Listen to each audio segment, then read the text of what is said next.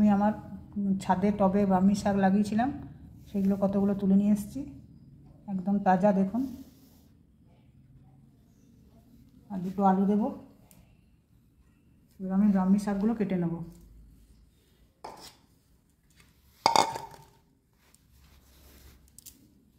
ব্রাহ্মী শাকগুলো আমি ভালো করে ধুয়ে নিয়েছি, এবারে কেটে নেব।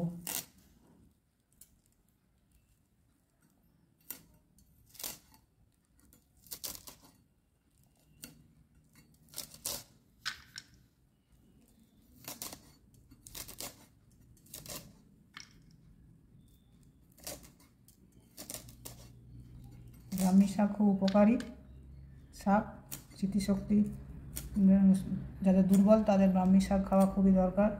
সব কিছু মনে রাখবে লেখাপড়ার ক্ষেত্রে, বা এরকমও আরও কিছু সুগার প্রেশার সবেরই উপকার। বাচ্চা থেকে বয়স্ক সবাই এটা খেতে পারে, ভাজাও খেতে পারে, আবার ব্রাহ্মী শাক যদি জুস করে সেটাও ঠিক আছে, খালি পেটে সকালবেলায়।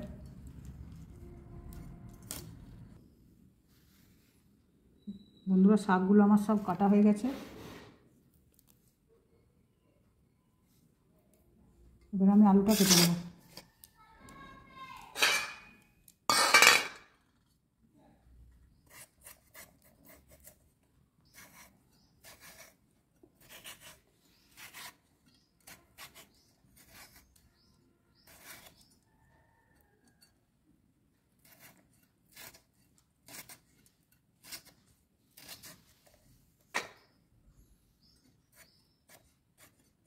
আলুগুলো খুব পাতলা পাতলা করে কেটে নেব।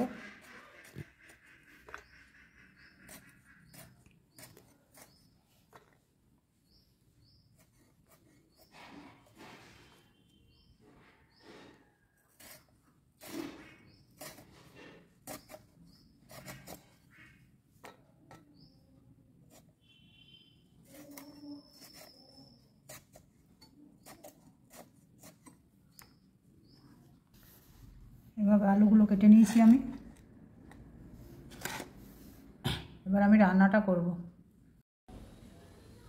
বন্ধুরা, এবারে আমি ব্রাহ্মী শাক ভাজাটা রান্না করব। আমি সর্ষের তেলে রান্নাটা করছি, আপনারা সাদা তেলেও রান্না করতে পারেন।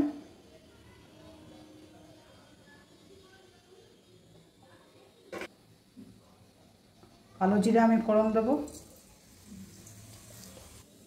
কাঁচা লঙ্কাটা দিয়ে দেবো,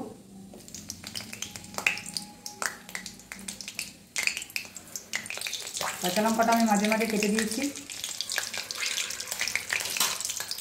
আলুগুলো ভেজে নেব। গ্যাসের ফ্লেমটা আমি ফুল করব, ফুল অন করে আমি আলুগুলো ভেজে নেব। একবার উল্টে নেব।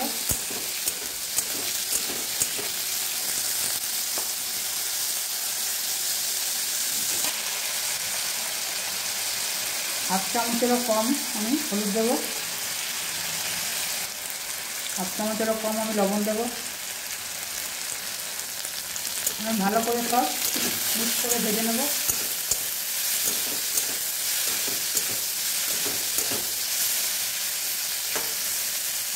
খুব উপকারী একটা শাক, যদি আপনি এরকম করে ভেজে খান দেখবেন খুব উপকার হবে সবারই পক্ষে। এবার বাড়িতে ট্রাই করুন আর এরকমভাবে বানান।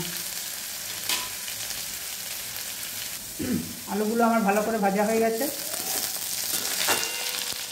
এবং গ্যাসটা কম করে দেবো। শাকগুলো দিয়ে দেবো।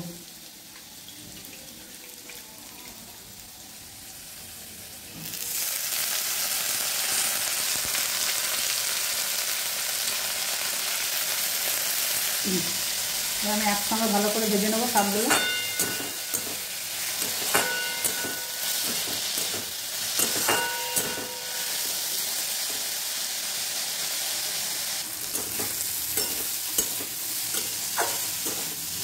আপনারা যদি আলু দিতে না চান, শাকটা এরকম কাঁচা লঙ্কা কালো জিরে ফোড়ন দিয়ে রান্না করতে পারেন।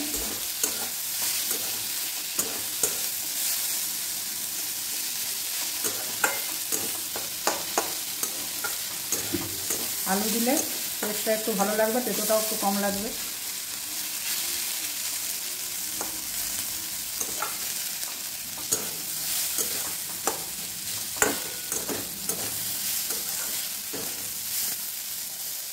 বন্ধুরা, আমার ব্রাহ্মী শাক ভাজাটা হয়ে গেছে। এইভাবে আপনারা বাড়িতে একদিন বানান। হেলদি খাবারও মাঝে মাঝে খেতে ভালো লাগে, শরীরের পক্ষে উপকার এগুলো।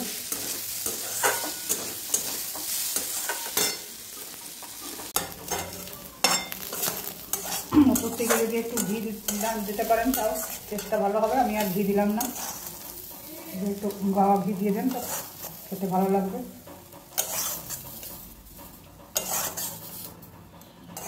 যদি ব্রাহ্মী শাক ভাজাটা আপনাদের ভালো লেগে থাকে বন্ধুরা, তাহলে প্লিজ একটা লাইক, সাবস্ক্রাইব আর শেয়ার করতে ভুলবেন না,